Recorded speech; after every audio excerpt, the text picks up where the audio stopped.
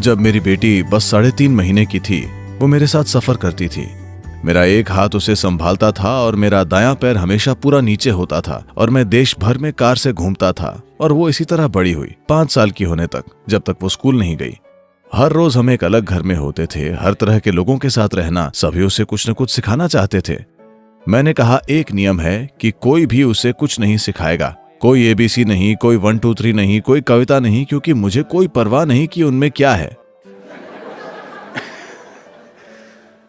किसी ने उसे कुछ नहीं सिखाया। जब तक वो 18 महीने की हुई, वो बेधड़क 3 भाषाएं बोलने लगी, क्योंकि उसने सब कुछ सुना, क्योंकि उससे कोई बात नहीं करता था। उसने आसपास की हर चीज को समझ लिया, क्योंकि कोई उसे कुछ नहीं सिखा रहा था। और वो इसी तरह बड़ी हुई। और जब वो 12-13 साल की थी, तो एक दिन वो मेरे पास आई और वो बस स्कूल से वापस ही आई थी। वहां किसी चीज को लेकर परेशान थी और वो कहती है, आप सभी को इतनी सारी चीजें सिखा रहे हैं, पर आप मुझे कुछ नहीं सिखा रहे। मैंने कहा, मैं बिना कहे कुछ नहीं करता। तुम अब मेरे पास आई हो तो चलो देखते हैं। तुम्हें बस यही जानने की जरूरत है, कभी किसी को ऊंचा मत देखना। वो मेरी ओर देखती है, आपके बारे में क्या? मैंने कहा, मैं भी नहीं। Never look up to anybody. Never look down on anybody. This is all. कभी किसी को ऊंचा मत देखना, कभी किसी को नीचा मत देखना, बस यही सीख है। अगर आप किसी को ऊंचा नहीं देखते, अगर आप किसी को नीचा नहीं देखते, तो आप हर चीज को वैसे ही देखेंगे जैसी वो है। अगर आप हर चीज को उसके स्वाभाविक रूप में देखेंगे, तो आप अपने जीवन से सहजता से गुजर पाएंगे। इसमें बस इतना ही लगता है। लगभग हर कोई, हर जगह जहां भी जाता हूं मैं, लोग इंसान शब्द से हमेशा मानव होने की सीमाओं के बारे में कहते हैं, पर कभी मानव होने की विशालता के बारे में बात नहीं करते। Oh, I am only human. But why are you not saying I'm human? अरे मैं तो बस एक इंसान हूं, पर आप ये क्यों नहीं कहते मैं इंसान हूं? आप सबसे ऊपर हैं। आप धरती पर सबसे ऊंची प्रजाति हैं। आपको सभी प्राणियों में सबसे ऊपर होना चाहिए। मैं तो बस एक इंसान हूं। लोग ऐसा इसीलिए कह रहे हैं क्योंकि जितना दुख वे अपने आप को दे रहे हैं, उतना कोई दूसरा प्राणी खुद को नहीं दे रहा। कोई चींटी या हाथी खुद को इंसान जितना कष्ट नहीं देता। उनका पेट भरा हो तो वे ठीक रहते हैं। इंसानों के लिए खाली पेट सिर्फ एक समस्या, भरा पेट 100 समस्याएं। इसकी वजह यह है कि यह विकास से जुड़ी चीज है। यह एक विकास से जुड़ी चीज है कि आप जिसे सेरिब्रल फ्लावर कहते हैं, यह दिमाग आपके लिए नया है। विकासवादी पैमाने पर यह एक नई घटना है, ये बुद्धि। और ज्यादातर लोगों को इसे संभालना नहीं आता। वे दुनिया से दुखी नहीं हैं। ज्यादातर समय वे अपने ही विचारों और भावनाओं से दुखी हैं। ऐसा क्यों है कि आपकी शिक्षा प्रणालियों ने आपको यह नहीं सिखाया कि अपने विचारों को, अपनी भावनाओं को कैसे संभालें। अब जिस पल आप कहते हैं आप मानवीय हैं या नहीं, पहली बात, अगला सवाल कोई पूछेगा, क्या मैं हवा से सोने की चेन निकाल सकता हूं? क्या मैं कुछ और कर सकता हूं? या क्या मैं बाल्टी में से एक खरगोश निकाल सकता हूं? या क्या मैं अपनी जेब से एक कबूतर निकाल सकता हूं? अगर मैं अपनी जेब से एक कबूतर निकालता हूं तो आपके पास क्या होगा? आपके पास एक पक्षी होगा और मेरी जेब में सिर्फ शिट होगी। इससे किसी का भी जीवन नहीं बदलने वाला। मैं आपको एक चमत्कार दिखाऊंगा।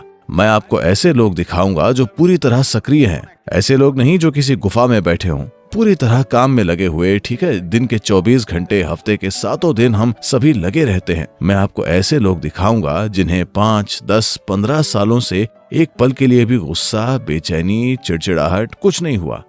वे खुशी से, आनंद से रहते हैं। दुनिया को इसी चमत्कार की जरूरत है। मानवता को इसी चमत्कार की जरूरत है। अगर आपके साथ ये होता है तो आप इंसान को एक सीमा के रूप में नहीं कहेंगे, आप मानवता को एक बहुत बड़ी संभावना बताएंगे। देखिए, ये बात इसलिए आई क्योंकि लोगों का जुड़ाव चुनिंदा होता है। मेरा यही मतलब था जब मैंने कहा किसी चीज को ऊंचा मत देखना, किसी भी चीज को नीचा मत देखना। ऐसा इसलिए क्योंकि अगर आप किसी चीज को ऊंचा देखेंगे तो आप बढ़ाए चढ़ाएंगे। अगर आप किसी चीज को नीचा देखेंगे तो आप नकारात्मक को बढ़ा चढ़ाकर देखेंगे। जैसे ही आप किसी चीज को सम्मान के साथ देखते हैं, उससे आपका लगाव हो जाएगा। जैसे ही आप किसी चीज को तिरस्कार के साथ देखते हैं, उससे आपका मन टूट जाएगा। किसी न किसी तरह घृणा आ जाएगी।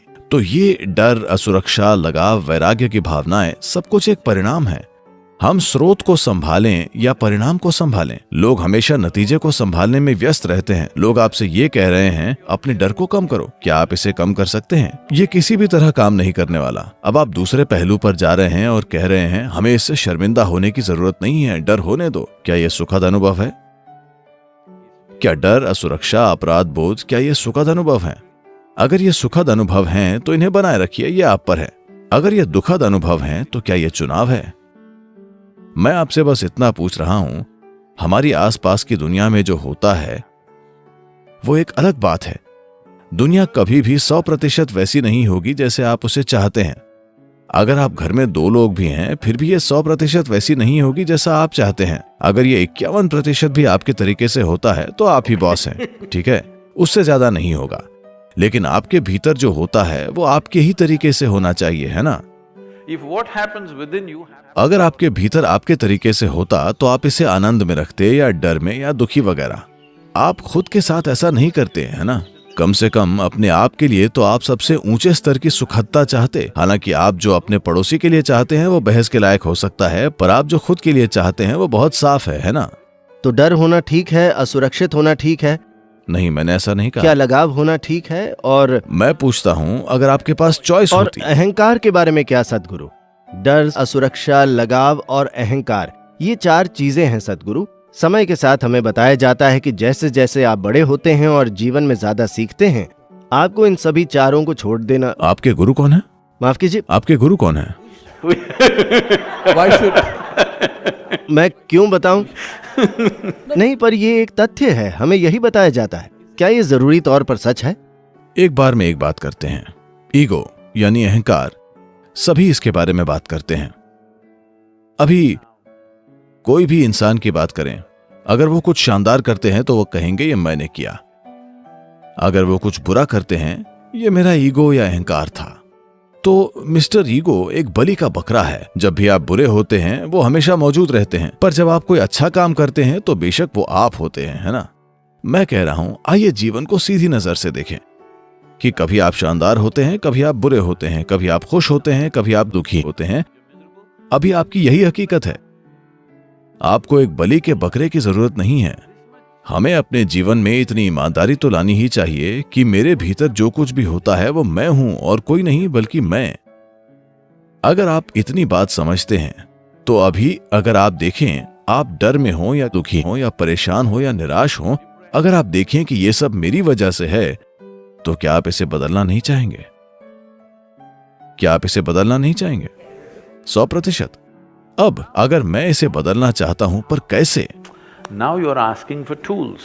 अब आप साधनों के लिए पूछ रहे हैं, इसीलिए मैं यहां हूं, आपको रूपांतरण के साधन देता हुआ, क्योंकि मानव जीवन में साधन महत्वपूर्ण है। इंसानों के तौर पर हम इस धरती पर हमारी साधनों का उपयोग करने की वजह से ही हावी हैं। नहीं तो शायद चींटियों या कुत्तों के झुंड मानव जाति पर हावी हो सकते थे, पर हम उपकरणों का इस्तेमाल कर सकते हैं। साधनों की शक्ति ऐसी है, अभी अगर मैं आपसे इस फर्नीचर में से एक छोटा सा पेंच निकालने को कहूं तो आप अपने सभी नाखून खो सकते हैं, ये बाहर नहीं आएगा। आप अपने कुछ दांत भी खो सकते हैं, ये बाहर नहीं आएगा। अगर मैं आपको एक छोटा सा पेचकस दूं तो ये बाहर आ जाएगा। तो इसी तरह भीतरी आयामों को संभालने के लिए साधन मौजूद हैं। ये साधन ये इस देश के यूएसपी हैं, जो अब पूरी तरह बिगड़ चुका है। लोगों ने इसे ठीक तरीके से पेश नहीं किया है। अगर मैं आपको रूपांतरण के साधन देता हूं तो एक चीज होगी उन साधनों का इस्तेमाल करना सीखना, बस इतना ही। आपको कोई फिलॉसफी मानने की जरूरत नहीं है, आपको किसी विचारधारा से नहीं जुड़ना है, आपको स्वर्ग की ओर नहीं देखना है, क्योंकि आपको नहीं पता कि वो किस दिशा में है। लोग ऊपर देख रहे हैं। आखिरकार आप एक गोल ग्रह पर बैठे हैं और ये कमबख्त चीज हमेशा घूमती रहती है। अगर आप ऊपर देखते हैं तो लाजमी है कि आप गलत दिशा में देख रहे हैं।